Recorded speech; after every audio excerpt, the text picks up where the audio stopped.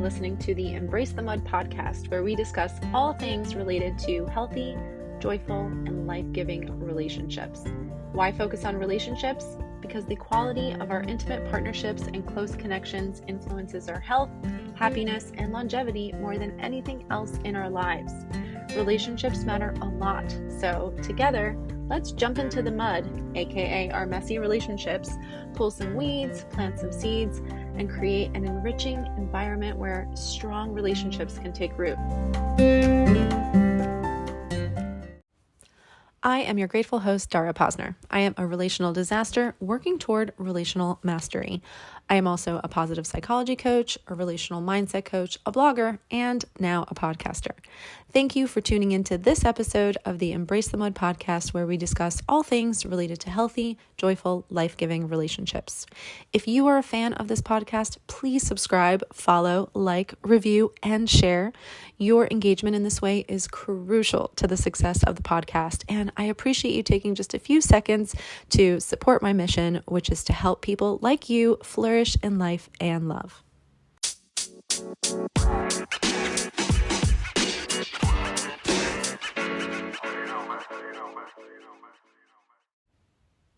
Today on the Embrace the Mud podcast, we are in the middle of our series, Essential Relationship Skills, and we're talking about the things that we need to be able to do well in our relationships so that we can establish safety and connection. Today, we're talking about the skill of complaining. Everyone experiences annoying things and just dissatisfying things in relationships, and it's important to be able to communicate those skillfully. Unskillful complaints often sound like blame or criticism, which are two relational weeds we covered in our last series. So what does it look like to complain skillfully? And why is it important to complain well in our relationships? That's our topic for today, so let's dive in.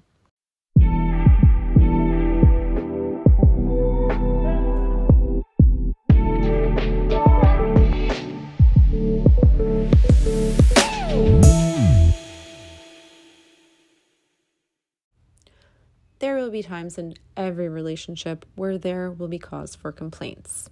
This is inevitable, it's bound to happen, and nobody likes to have to complain, and nobody likes to be on the receiving end of a complaint.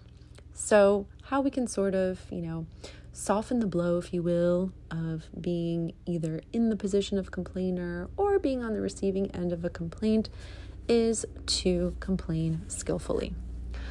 How can we complain skillfully? What will that even look like? Well, let's start with what it looks like to complain unskillfully. Oh, and apparently there is either a plane or a helicopter or something flying over my house right now, so I do apologize for the background noise. But getting back to the topic at hand here, complaining skillfully. Unskillful complaining, if you can take away just one thing to remember what that looks like, is to remember that unskillful complaining is going to be about focusing on the person instead of the behavior or the outcome and impact of a behavior that you want to address. So if you're focusing on the person and something that is wrong about them or their way of being, that's going to be unskillful. Why? Because if we're kind of going after our partner, then we're going to put them on the defensive. And guess what? That's likely to turn into a fight. And that is not what you want. We want to complain in a way that creates harmony and peace in the relationship and, where we are working well together. This is what complaints offer us the opportunity to do, is to discover ways in which we can live together and work together in our lives in a more harmonious way. If we are complaining about the person and something about them, then we are going to be doing the opposite of that. We're going to be creating tension in the relationship, pushing our partner away from us, making them feel attacked by us, and that is not what we want to aim for. So what do we want to aim for? Well, like I said at the outset, complaint is a natural part of relating. So the first thing I would say that you want to do is make room for complaints in your relationship. And you might even want to go as far as to make it explicit. Like go to your partner and be like, you know what? I want you to know that I want to know what annoys you, what dissatisfies you, what bothers you. So please tell me whenever there's something like that happening, and I would like the freedom to be able to do the same as well. So the first thing is just to make complaining okay. And then complain skillfully. And so what does a skillful complaint look and sound like? So I'll use an example from my own household and relationship. To make a long story short, in our entryway in our house, we have a little basket where we put shoes. And that's the shoes we wear like fairly often. It's like our, the shoes you slide on really quick to run to the grocery store, and, just the shoes we wear most regularly.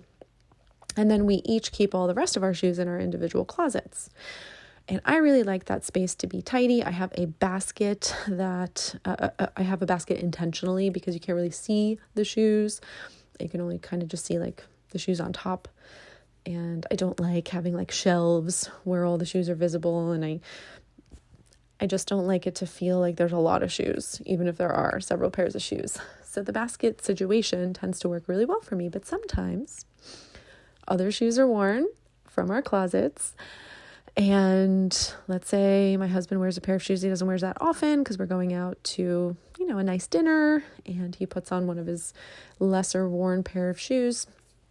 And then he comes home and puts them in that basket.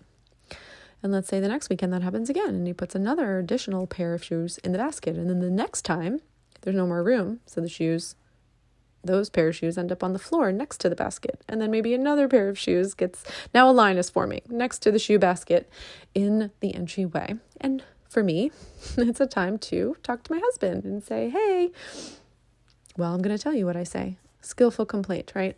Okay, unskillful complaint example would be the shoes are accumulating by the basket again in the entryway.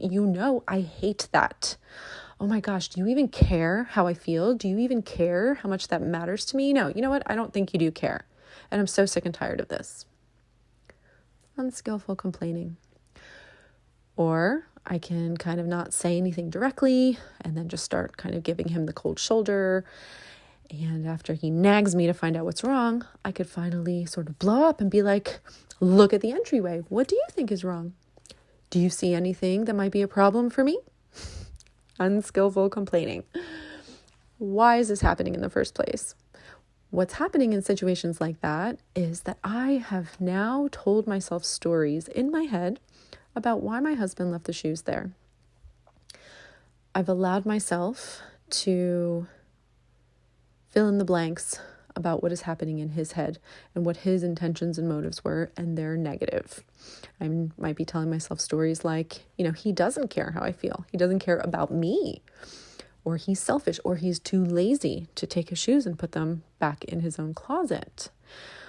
Negative things about him, negative things about how he feels about me, and I'm buying into these stories, and now I am addressing him accordingly. And it's not going to go well. It's going to turn into a fight, and it's going to create disconnection between us. Okay, so what would a skillful complaint look like? I'm going to give you two sort of templates for skillful complaining. The first is, I notice and I prefer. So I can simply say, hey, honey, I notice the shoes are piling up by the door and around the basket again. I'd really prefer that we keep that area pretty neat and free of like shoes outside the basket. Is that something that you can commit to? So I'm just telling him what I'm observing. I'm letting him know what I would like to have happen, and I'm asking for his participation. The other option is to focus on the impact that the behavior is having, or that condition actually is having. So you're actually not focusing on the behavior. In this instance, you're focusing on, in either case, actually, you're not really focusing on the behavior, but rather, the situation, which is there's an overflow of shoes. And in the first case, it's just there's an overflow of shoes. I would like there not to be an overflow of shoes. In the second, you're saying, when there is this sort of mess of shoes in the doorway, in and around the basket, it just makes me feel anxious and overwhelmed, right? So I'm focusing on the impact. It makes me feel anxious and overwhelmed. I would really like it if we can keep that area like clean and minimal. What do you think about that? Right? And again, ending like with a question that is either making a request or just asking for his feedback. I find really works quite well. Or you can combine the two and make the observation, share the impact that it has, and then state what you'd prefer and ask for the buy-in. So it'd be kind of like 4 steps. But I do feel on the whole that less words and direct and to the point is the safest way to go, because the more you talk, the more you might end up saying things that are critical or judgmental, and you want to avoid that. So having these sort of like 2 to 3 step templates tend to help. Hey, I noticed this. I prefer this. Would you be willing to that? Hey, when this happens, here's how it makes me feel. Would you be willing to help me? I find that is, what really works. And then there's actually a third way, and this might be my favorite way, which is, we tend to ask ourselves, and it can go awry, like, why would he leave his shoes, in a negative way? But you can ask yourself that question in a positive way, like, hey, I'm noticing that this keeps happening. What could it mean? Maybe he's running out of space in his closet. Maybe it would actually help him to keep a few extra pairs of shoes down here. Maybe he's wearing more shoes more often now than he was before. And so I can go to him and I can say, hey, I've noticed that, the overflow of the shoes in the entryway, keeps happening every few weeks. Would it be helpful to you to keep more shoes downstairs? Should we get a bigger basket? And, kind of let him respond to that, but be thinking about, okay, I don't like this situation. This really kind of irks me, but what might my partner need? Right? Because this might be happening because something's not working for them on their end, and kind of considering that.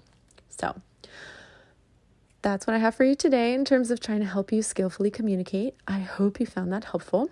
I'll be back again very soon with another essential relationship skill to share with you. In the meantime, please remember, you are wired for love and connection. You are capable of love and connection. You are worthy of love and connection.